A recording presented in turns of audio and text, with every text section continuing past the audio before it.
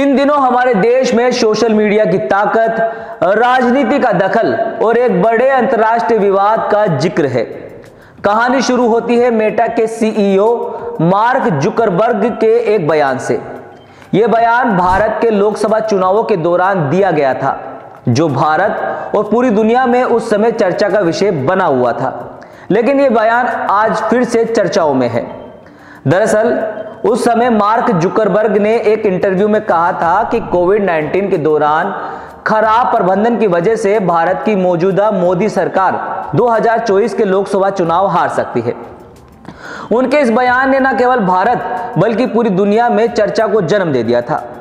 इस पॉडकास्ट में जुकरबर्ग ने दुनिया के कई देशों का जिक्र किया और कहा कि कोविड-19 के समय खराब प्रबंधन के कारण कई सरकारें सत्ता गंवा सकती है।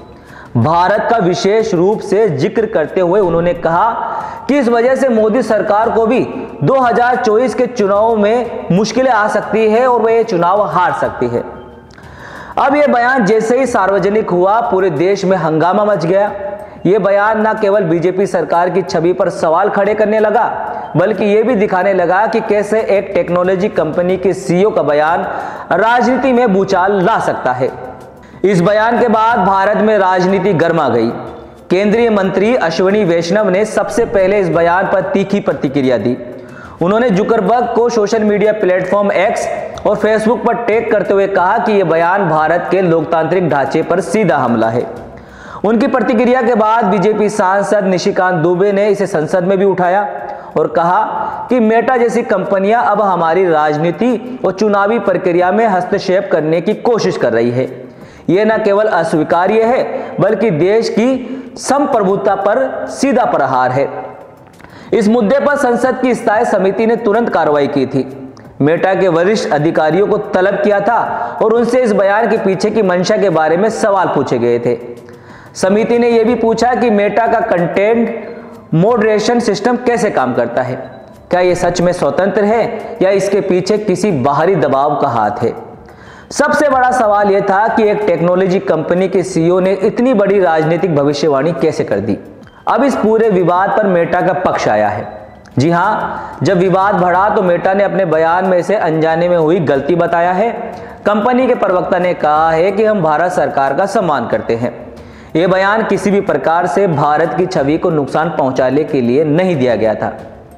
हालांकि इस सफाई के बावजूद विवाद थमता नजर नहीं आया है। कई सवाल अब भी खड़े हैं। क्या इतनी बड़ी कंपनी इतनी बड़ी गलती कर सकती है? क्या यह बयान सच में अनजाने में दिया गया था? मेटा के कंटेंट और उनके शीर्ष नेतृत्व की प्रक्रिया कितनी पारदर्शी है? इस विवाद ने एक बड़ा सवाल अब भी खड़ा कर दिया है। क्या सोशल मीडिया प्लेटफॉर्म्स राजनीति में दखल दे रहे हैं?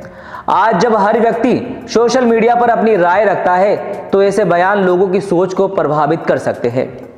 मेटा जैसी कंपनियों के पास न केवल डेटा की ताकत है, बल्कि यह भी तय करने की क्षमता है कि कौन सी जानकारी लोगों तक पहुंचे और कौन सी नहीं। लेकिन क्या यह जिम्मेदारी सही तरीके से निभाई जा रही है? यह विवाद इस पर भी सवाल खड़े करता है। इस पूरे मामले में सबसे बड़ा सबक यह है कि टेक्नोलॉजी कंपनियों को अपनी सीमाएं समझनी होगी। राजनीति और सोशल मीडिया के बीच की रेखा को पार करना न केवल विवादों को जन्म देता है, बल्कि इन कंपनियों की विश्वसनीयता पर भी सवाल खड़े होते हैं। मेटा को अब यह भी सुनिश्चित करना होगा कि उनके प्लेटफॉर्म पर पारदर्शिता बनी रहे। उन्हें यह भी साबित करना होगा कि उनके बयान और उनकी नीतियां किसी भी देश की राजनीति या लोकतंत्र को प्रभावित करने के लिए नहीं है। यह मामला सिर्फ एक बयान का नहीं है। यह दिखाता है कि कैसे एक टेक्नोलॉजी कंपनी का शब्द राजनीति में तूफान खड़े कर सकता है। हमें यह भी सिखाता है कि सोशल मीडिया पर आने वाली हर जानकारी आंख मूंद कर भरोसा करने लायक बिल्कुल नहीं है। तो दोस्तों, आप इस बारे में क्या सोचते हैं? क्या सोशल मीडिया कंपनियों को राजनीति से दूर रहना चाहिए? अपनी राय हमें कमेंट बॉक्स में जरूर बताएं और ऐसी खबरों और जानकारियों के लिए आप देखते रहिए बिग बाय। नमस्कार।